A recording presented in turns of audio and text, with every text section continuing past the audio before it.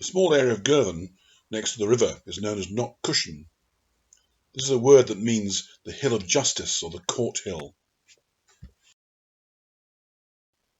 This seems to have been the principal court of the lands of Carrick. It was held on a low sandy mound that no longer exists. It was probably located closer to the river than the stone that commemorates it now. It was King Malcolm II, usually known as Malcolm Canmore, who in the 11th century began to introduce feudal practices which were basically Norman into Scotland. It was necessary for every barony or area to have a court hill. Often there's also a gallows hill. The baron had the right of pit and gallows, that is, he had the right of capital punishment.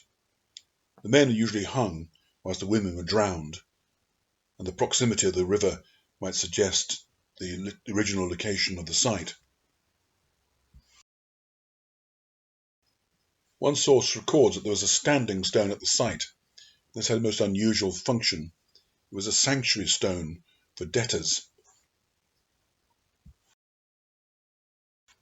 The Earls of Carrick had their main castle at Turnberry, and it's not clear why Knockcushan took precedence. It may be there was an older fortification here, which was effectively the caput, the main centre of Carrick in the distant past. The stone is said to have been moved from its original site to the gardens of Knockcushan House. A plaque on it records it was restored.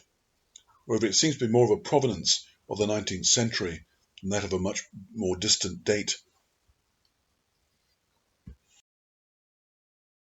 In 1328, it's known that King Robert the Bruce, Earl of Carrick, held a court here, issuing charters and so on.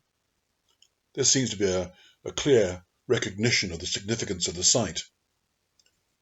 The nearby Stumpy Tower, the name Stumpy is thought to have come from a Gaelic word that also infers a hill of justice being nearby. It was once the town jail.